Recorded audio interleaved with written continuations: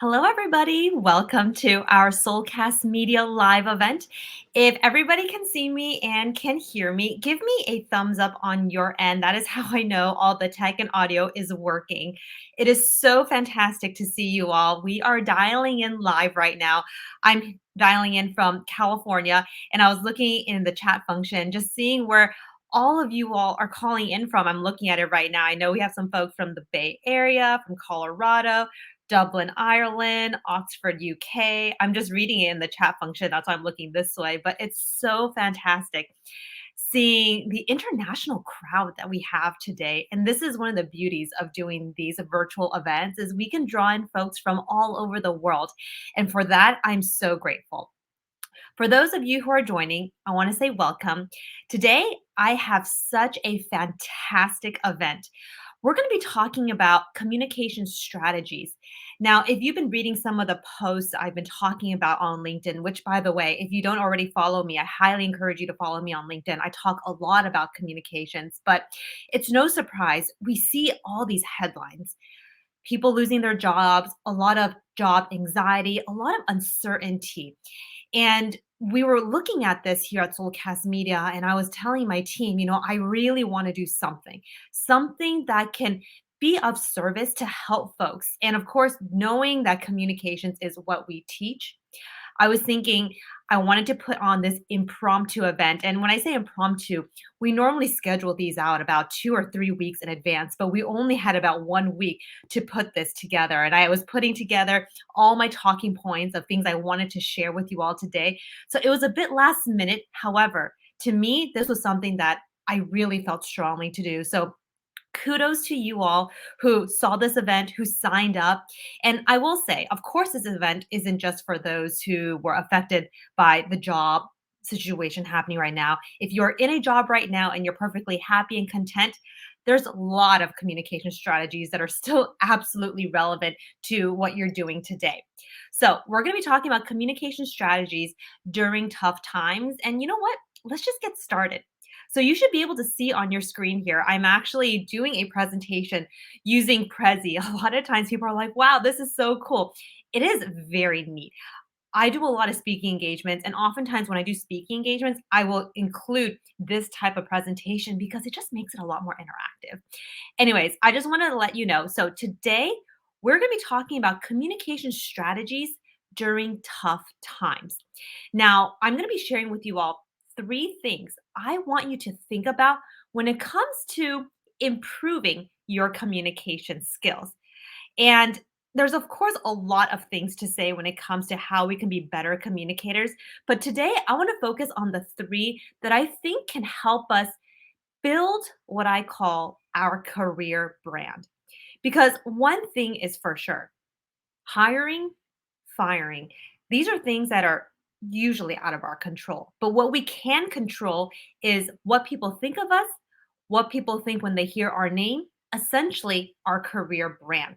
And communications is a huge part of that. So I'm going to be sharing with you three strategies. And by the way, feel free to write this down as I'm going through this because, again, a lot of this is relevant to everybody's current work situation. So, in addition, I'm going to be sharing with you how you can implement these strategies in the working world. My hope is at the end of today, everybody will be able to walk away feeling that they have a good and strong proactive approach to their communications. Many of us, we have long lists of to-dos when we are working. We have all these things we have to check off, people we have to report up to, things we have to manage. And sometimes being proactive in our communications can simply just fall by the wayside. So with that, I would think it's incredibly important that we think, okay, in addition to doing the amazing work that we're all already doing, we also have to be proactive communicators. And to be honest with you, for me, early on in my career, this was not something that I even thought about. But once I had this switch of, okay, what can I do in addition to my work? And that being proactive in my communications, it completely transformed my work, including the way people saw me. Because instead of being reactive and feeling like I'm constantly having to put out fires here and there, I was being proactive. So I'm going to share a lot more details of what this means. So stay tuned. Now, before we jump into today's talk, I wanted to do a quick intro for those who are perhaps joining me for the first time. My name is Jessica Chen, and I'm the founder and CEO of Soulcast Media, and we are a global communications training company. We work with Fortune 500 companies. I go in and I teach their teams how to be better communicators. Things that I talk about are presentation skills, team collaboration, how to be a good manager, and just anything that has to do with being a great speaker, communicator at work. Prior to starting Soulcast Media, I used to be on TV. I was a former Emmy Award winning TV news reporter, and I was in that industry for about 10 years. You can see some of these pictures on your screen right now. The one on the far right is me when I was working at the ABC station in San Diego, California. It was actually where I won an Emmy Award. And I was in television for about 10 years. Now, a lot of people ask me, well, Jessica, you've had such a great career in TV, in news. Why did you start Soulcast Media? And so this is where I share my personal story. Growing up, I was a fairly shy, fairly introverted person. And it was really difficult for me to find what I call my speaking voice at work. Part of it was cultural, part of it was personality, right? I'm just kind of more like this shy, anxious person. And I say this was a blessing. The fact that I started on TV, I was so I guess there was so much great learnings being and starting in that industry because there was no doubt I was surrounded by some of the best communicators in the world. I mean, you have to talk on TV every single day. So being able to learn how to be a great speaker, how do you engage with people across all levels, across all industries, because we're interviewing people all the time. How do you talk to people when they don't even know you to get them to open up? And also, how do you pitch your ideas? As journalists, we had to pitch our ideas in what we called our editorial meetings every morning. So I had to learn how to do all these things and essentially just break out of this introverted, quiet shell that was pretty much who I was very much until I started working. And so after about 10 years, I feel like I felt confident enough that I was like, you know what? There's so much that I learned on television that I can actually teach this to professionals. The most impactful is really the presentation, the executive presence part of speaking, because this is what we had to do every single day. So 4 years ago, I started Soulcast Media, and this is where we are today. We work with so many fantastic large companies, individuals. So I'm very grateful for the work that we do at Soulcast Media, including we put on these Soulcast Media live events like the one you are at right now, every 2 or 3 weeks or so. Because for me, I truly believe communications is a skill that should always be something that we're learning and can be something that can always be improved. So, with that, that's just a little bit about me and kind of the passion behind the work that I do here at Soulcast Media. But let's get started with today's talk. Now, when it comes to communication strategies, I realized early on in my career, one of the other reasons why it was so difficult for me to find this, what I call this voice at work, to really show up for people to see what it was that I was doing, to be proactive in my communications, I realized had to do with a lot of what I call this friction in the workplace. Now, what does this mean? So, friction in the workplace is something that perhaps many of us have experienced as well. I'm going to talk about this in a little bit more details, but I realized that this struggle with communications that I often felt was because I was living in what I call these worlds of dualities. What does this mean? So, oftentimes we are taught how we should carry ourselves in the workplace, how we should communicate, how we should contribute. And these are all well intentioned, well meaning tips and advice of how we should go about our work. So, for example, you should see it on your screen. These are some of the things that I was often taught. Okay, Jessica, when you are at work, make sure you sit up and sit at the table so people can see you and they can hear you. Very important. Okay. When it comes to communications, You have to always be good at contributing your thoughts and offering a lot of feedback. That is how you are a great communicator. Okay. This is what I was like, okay, got it. And when it comes to contributing in the workplace, you have to be involved. You have to raise your hand for projects so that people see you. I'm curious actually right now. Has any of this resonated with you? Were or have you ever been taught these things when it comes to being a good communicator, a good contributor, how to carry yourself in the workplace? If so, throw it into the chat function. I actually would be very curious to see what some of you are thinking when it comes to these communication tips that you might have learned as well. Throw it into the chat function and let me know because I'm also monitoring it at the same time. So the thing is, though, I realized speaking up, sitting at the table, contributing and offering feedback, and being involved. These were all great tips. There's no doubt about it. But what I mean about feeling this friction was this. What I saw instead seemed to be very different from the reality of the situation. I saw that, hey, if you spoke up, perhaps too much, you spoke up and people saw that.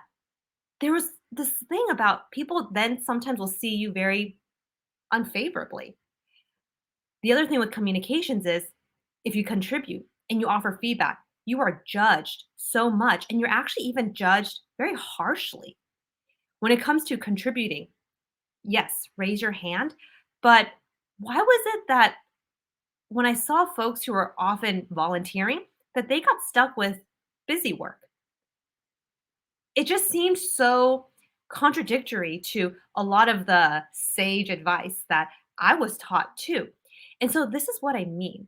Why was it that even when I was trying to do these things that the reality of the situation was it was actually kind of not turning out the way I expected. So if you look at this right now on your screen, this is what I mean.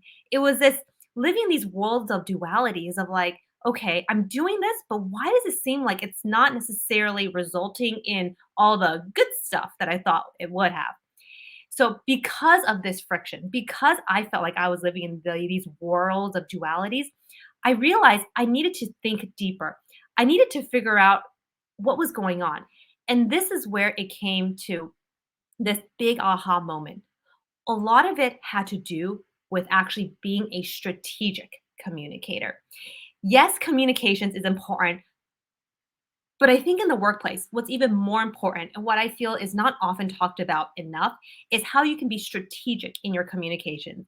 And we are not taught this in school. You know, a lot of times we have to just figure it out when the stakes are high already, when we're in a meeting with our managers, with clients, right? And it's like, oh my gosh, I need to figure this out in front of people when, again, the stakes are high.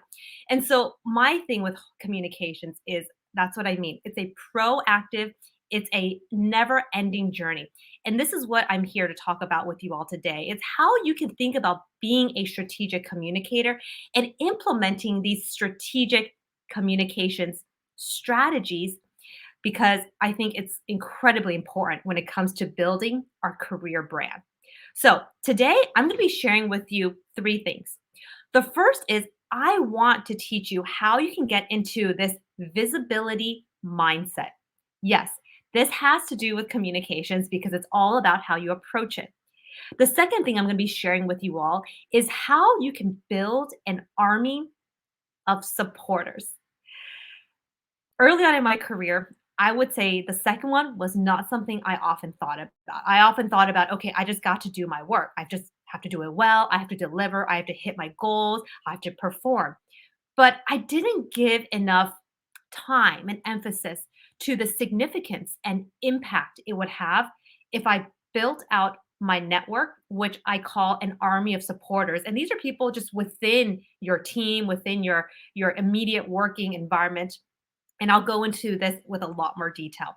And then finally, the third thing I'm going to be sharing with you is going to be what I feel is actually the most important. And that's going to be the third tip. So be sure to stay until the very end of this today because we're going to be talking about all three. Starting out with visibility, The second one is building an army of supporters. And the third one, I'm keeping it a secret until the very end, is what I think is the most important thing we need to think about when it comes to our communication strategy. So let's start with number one, this idea of having a visibility mindset. Now, whether you have been affected by the job layoffs or not, or you're currently working at a company, I think having a visibility mindset is one of the most important things we can think about. Because if we're not visible, how can people think about us and think about our work? The truth is, if we cannot advocate for ourselves, how can we expect other people to do it for us? If we cannot even showcase the amazing work that we do, what we're capable of, our value add, how can we expect other people to do it? And this is what I mean about we having to find opportunities to showcase our work and the amazing things that we do. It's making sure that we are owning all the good things. One of my favorite strategies is if somebody says, in our team, hey, great job on that, try to figure out how you can make that even more visible. So I'm going to share some examples of what this means. So when it comes to visibility mindset, here's the thing. If there's a win, plan to share it. Now, a lot of people are like, ugh, but that might mean I'm showing off and it's very uncomfortable. Well, for me, my answer is it's all about your communications. How are you doing it? When you do something great at work, how do you show it is not about, hey, look at me, look at this amazing thing that I did, look at this client that I got, look at this project I completed. It's not about approaching it that way. Some of my favorite ways to do it is to literally be short and concise. Check this out. So excited. I'm so glad we got this. I wrote this here on the screen so you can say it. But sometimes being short, making it simple, calling it out just like this is really all you need to do to build this visibility mindset. The funny thing about this is there's actually a story that I wanted to share with you all because I had to practice this every single day when I used to be a former TV reporter. Now, here's a picture of when I was working at the ABC station down in San Diego. And let me tell you, early on in my career, like I mentioned, even when it came to me doing great things, I had a hard time figuring out how to make it visible, how to talk about my accomplishments. For me, I was the kind of person who, if something great happened, yes, I'd be happy about it, but I would just kind of internalize it and then I would just go back to doing the work. By the way, does that resonate with any of you? Is this something that you find yourself often doing, that if there's something good that, you kind of just keep it within yourself versus sharing it? If so, throw it into the chat function because I am curious to see if this idea of internalizing great news is something that happens to you too. Just throw in a yes or hey, if you have an example that you can share, let me know as well. Put into the chat function. So I want to share with you a story because this was when I was at ABC, and one day this is what happened. So we were all sitting in our editorial meeting that I talked about. This is where reporters and producers, we all get together every single morning, and then we talk about what stories are we going to cover. I remember on this one day in particular, my manager, she walks into this meeting on this day, and she's holding her phone, and she was like, "Oh wow, there's this amazing thing happening in San Diego right now. It's this viral video." And I mean, with social media these days, a lot of crazy things go viral. But anyway, she was watching this video, and it was actually this guy who had modified his car, and he was basically driving it around the streets of San Diego, honestly, quite recklessly, and just doing all these wheelies and parking lots, and it was being filmed. Needless to say, he posted it on social media and people started sharing it and it became a viral video. Now, my boss discovered that this was actually happening in the city that we were working in. And so she was like, we have to find this guy. We have to try to find him and interview him and get his side of the story because of course, people were not happy about it. So she turns to me and she goes, "Jessica, find this guy and let's do a story on him."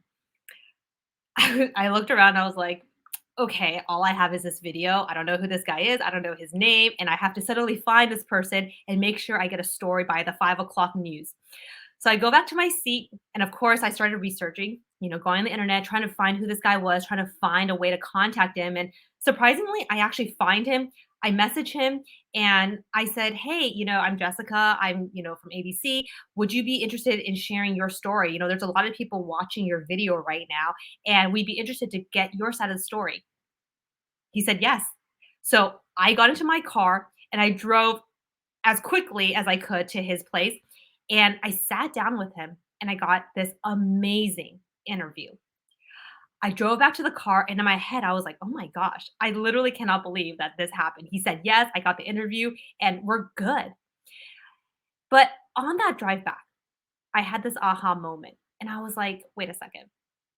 This is something that my boss was incredibly excited about. She was really wanting us to do this story, and I was able to get it.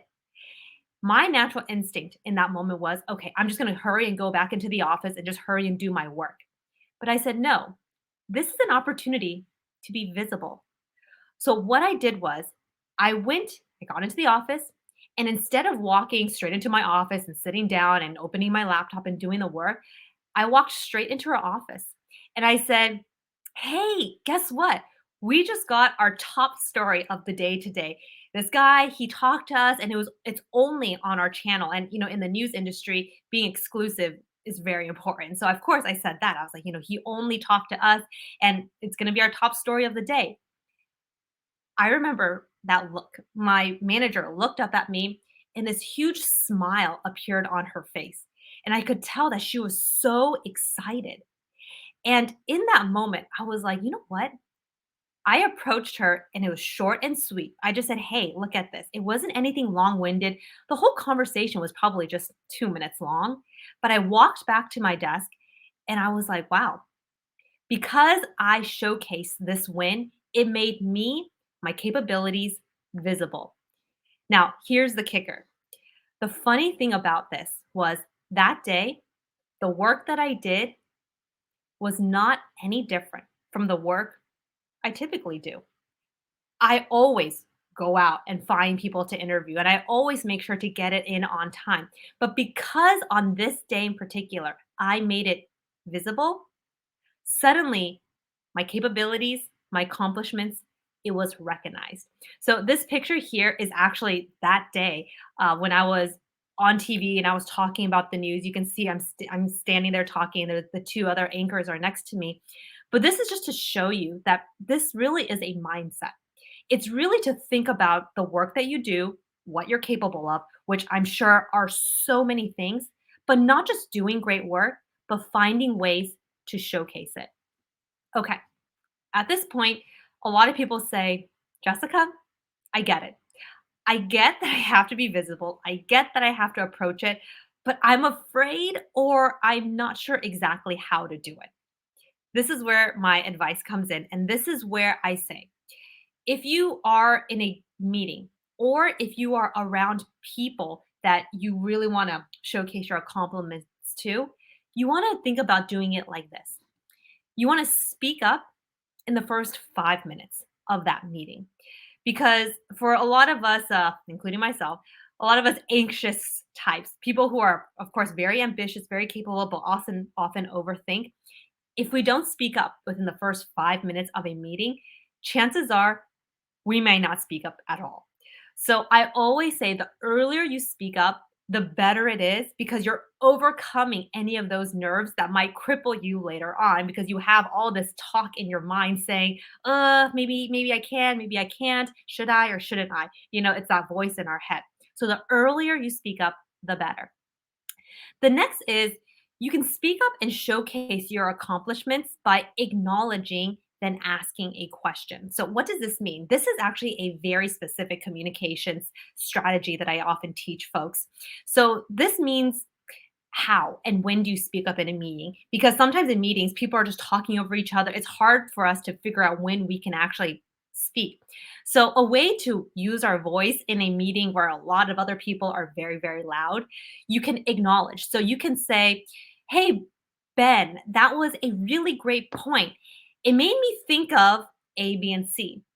So you're acknowledging the person who just said something because you're inserting your voice in now, but you're doing it in a way that is what I call very fluid versus very just all of a sudden. So acknowledging and then asking a question or even giving a statement is what we call anchoring. The third thing is, hey, if you just want to use your voice and be visible, and this isn't just like talking about your accomplishments, right? Sometimes if we have nothing to necessarily share, but we just want people to see us and hear us, just using our voice and saying, great idea, great job, great point, right? Just saying that out loud is just small things, small but significant things we can do to get our voice heard and be visible. The idea is you want people to see you and to hear you. That is how people can think about you. That is how people can make sure you are top of mind. Because the truth is, so many of us, including our managers, including just everybody, we're busy, right? We're thinking about our own things that we have to do. But it's up to us to make sure that people see us and hear us so we can be top of mind when new opportunities arise. The second thing that I want to talk with you all today is about this idea of building what I call an army of supporters. This is one of my favorite strategies to building a strong career brand because it allows us to build influence with others without necessarily being brash, pushy, or aggressive. A lot of us, we want to be seen and heard, and we want our ideas and our work to be recognized. But a lot of times it's hard to do it. Now, the idea with building an army of supporters is this: if we have an idea and we want to pitch it, sometimes just going out and saying it, it may not get that immediate yes. But building an army of supporters is a strategy because if you have people around you who support you, they are the folks who will sing your praises. They are the people who will help get your ideas approved. These are the people who will advocate for us when we are not necessarily in the room. And this is why having an army of supporters is incredibly important. So, how can you go about building an army of supporters? Feel free to write this down because I'm going to be sharing with you this pyramid strategy on how you can look around you and identify who sits in what part of this pyramid in order to get an army of supporters around you. So, this is particularly helpful if you have, let's say, an idea that you want to do at work, or some a new pitch that you're going to make. So let's say you want to ask your manager for something and you're not necessarily sure how they're going to react to it, because you may be asking for something and maybe their initial reaction might just be, no, we don't have time, we don't have budget, right? That could be their initial response to something that you are wanting to do, something that could be really pivotal for your career. But here's the thing: if you want to be strategic with your approach, you want to build this army of supporters. And that is three things. You want to find people who are your advisors, you want to find people who are your endorsers, and then you want to find people who I call your approvers. And you want to approach it in this way. Now, I'll share with you what each of these means, but the reason why it's a triangle is because you want to start at the very bottom. This is where you build your foundation. This is where you find the most amount of people to help you, and then you move up. You go to your endorsers, and then once you have both your advisors and your endorsers, your army, then you go up to your approvers, which for many of us are the people who approve our ideas, our managers. So, what does this mean in a little bit more detail? So when it comes to the bottom layer, the foundation you're going to build, you want to first think and look around. Who are your advisors? Who are people you can reach out to if you have a great idea? These people are often industry experts, people who are experts in certain groups or certain areas in your organization that your idea, might affect. These are the people who you want to run your ideas by to get their opinion. These are the people who are generally going to be the most number of people because your advisors are people who you are going to be like, hey, can I get your thoughts on this? Or do you have any advice on this idea? Do you have any tips on how I can better improve this idea that I have that I want to pitch to my manager? These are your advisors. They're often from different parts of the business and they will help you flesh out your ideas. Once you have your advisors and you've already run your ideas by them and people have helped you again flesh out your idea to make it more strong, then you want to go and find what I call your endorsers. Now, this is the second level. Your endorsers are basically people who want to see your plans become reality. Whatever idea it was that you had, they're like, I really like it and I can see how it can benefit us. These are the people who might have the social or professional capabilities to help you push it through. These are the folks who you would see as, these are going to be people who are endorsing my idea. Now, once you have your advisors, your endorsers in place, you got everybody's buy in. Now is when you can go to your approvers. And these are the folks who are approving our ideas. And the idea is because you have already done the homework to find advisors, to find endorsers, to make your idea and your pitch, your ask much stronger, your approver will have a very hard time not saying yes. Because how can they say yes when you can present a solid case by saying, I have my advisors, I have these people who helped me, I have my endorsers who all loved the idea. You're going to present this to your manager and they're going to be like, wow, that's a pretty solid case. And so, thinking about approaching our work with this communication strategy and building out our army of supporters is incredibly important. I was never taught this early on in my career. And it doesn't have to be anything complicated or sophisticated, honestly. It can just be maybe one or two or three people that you just run an idea by.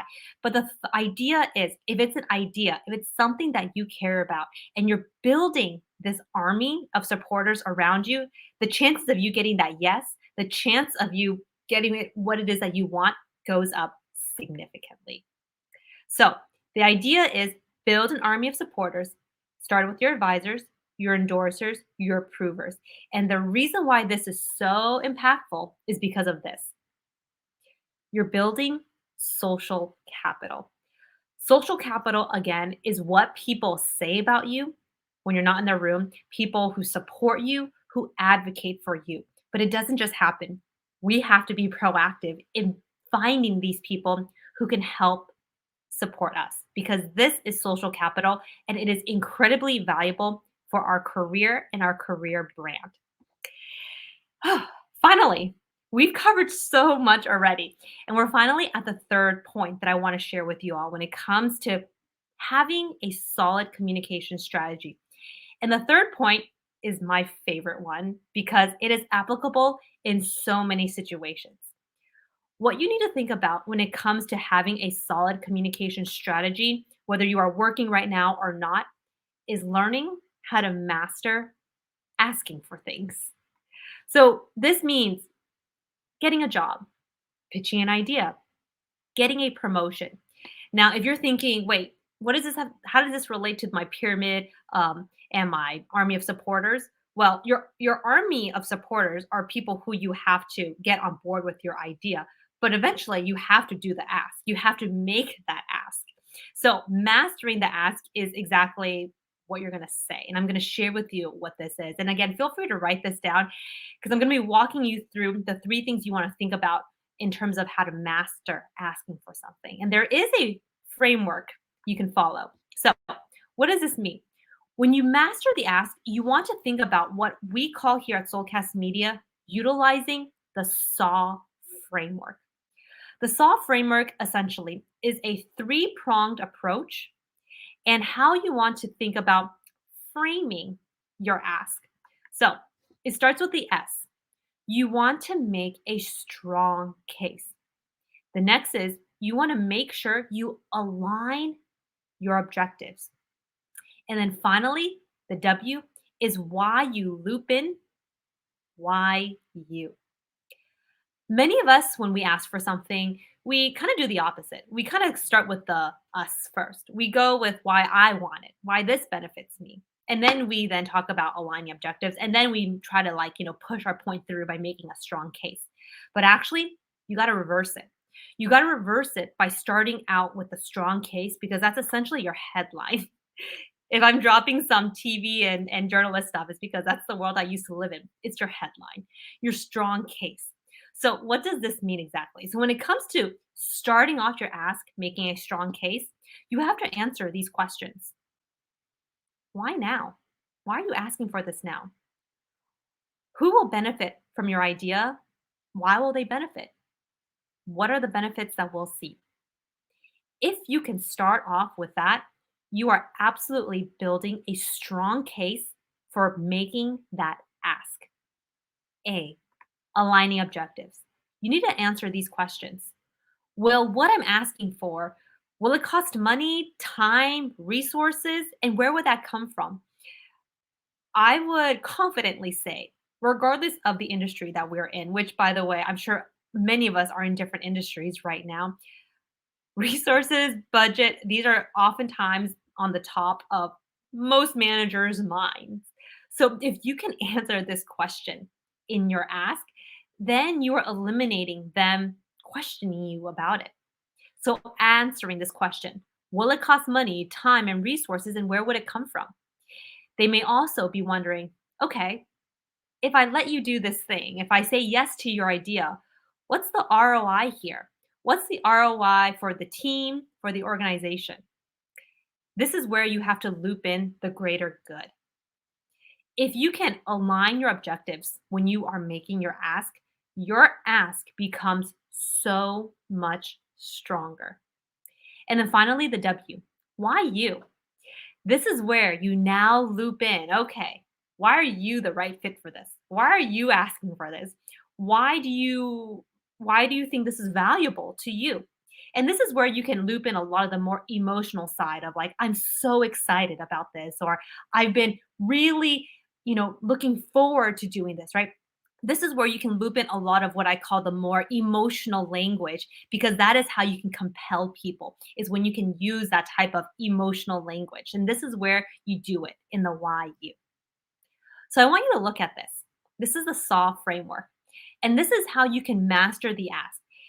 Regardless of where you are, where you're working, what industry, this is a framework that can absolutely make a huge difference in how you approach asking for something versus just saying, "Hey boss, can we jump on a call?" and then you just make your ask like that. This is what I call being strategic and thinking about this. Yes, it's going to take some time. You're going to have to plan it out ahead of time, but I truly believe if you do, the chances of you getting that yes goes up significantly. So at this point, oh my goodness, I've shared so many tips in the last 40 minutes, and I hope you all were able to think about these things and perhaps even write it down, which, by the way, all the things that I shared today is going to be inside our Soulcast Media VIP Communications Pass.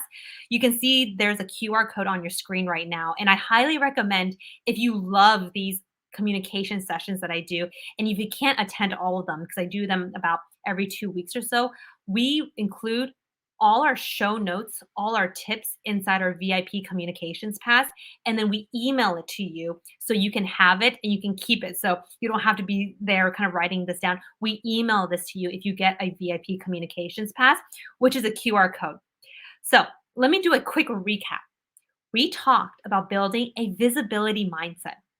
I shared with you why it is so important to build an army of supporters around you because that can help you get your ideas approved and get that yes. And then finally, it comes down to how you say things and how you frame things. And this is where mastering the ask is so important. Now, I would be remiss if I did not also say this.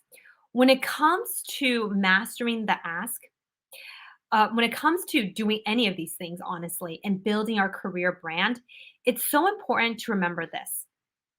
At the end of the day, you want to be somebody who is seen as kind and capable.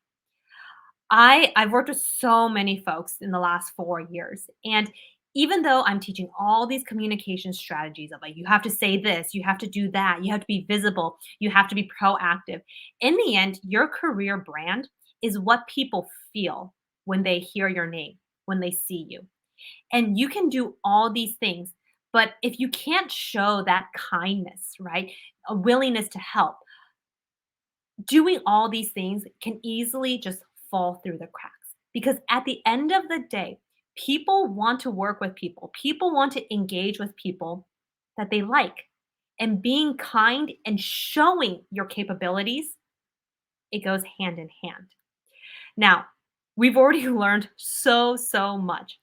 And my fear is at the end of today, we're going to go back and kind of go back to our daily task and we're going to forget all the things that I just shared with you all. I don't want you to forget it because, like I said, communication strategies is something that we need to be thinking about all the time. So the question is, how can you apply it?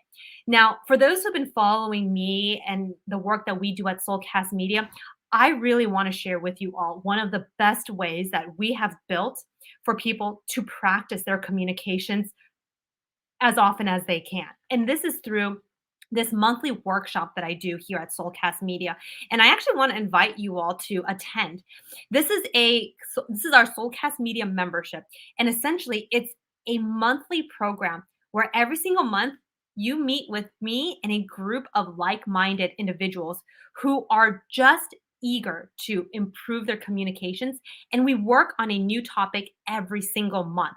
So, we meet every month and it's a new topic. I have the topics here on the screen. So, January, which was last month, we talked about with this group, we talked about having a confident mindset. This month, we have our workshop, and I'm going to be teaching our members how we can disagree with tact. It's not just about saying no in meetings and saying it really loudly. It's how can you disagree without necessarily hurting your credibility. I'm going to be teaching this inside our Soulcast Media membership this month. And then next month, I'll just share it with you all right now. I'm going to be talking about how we can be an inclusive speaker. An inclusive speaker is how we can help ourselves speak up more confidently in meetings and be included in the conversation. But also, how can we help others on our team? Because if you help others on on the team speak up, people notice this.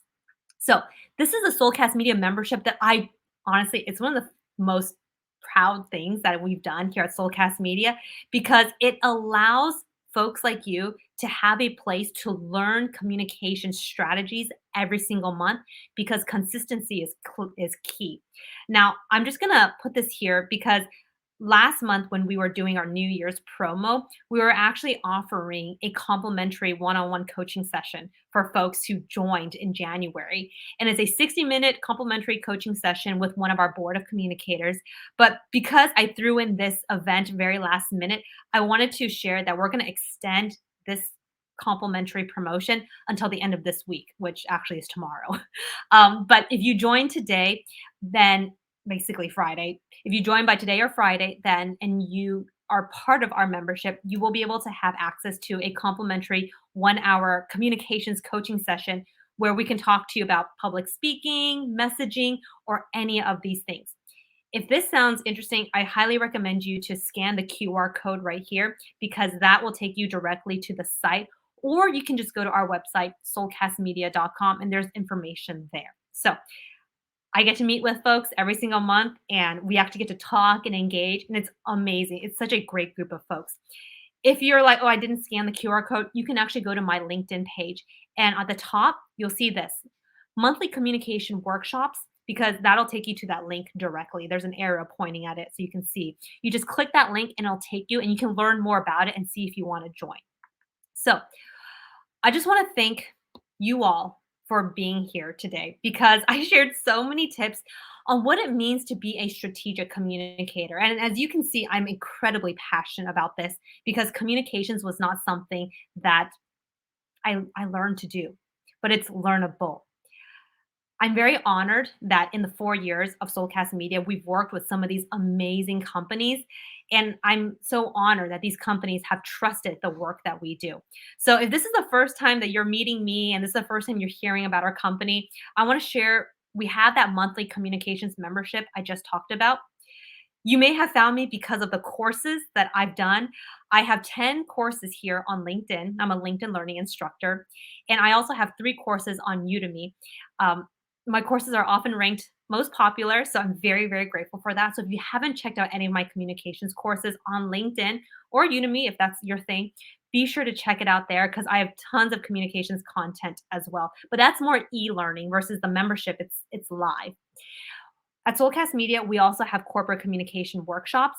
So we go in and we train teams. And I also do a lot of speaking engagements as well to help folks learn the tactics on how to be a better communicator.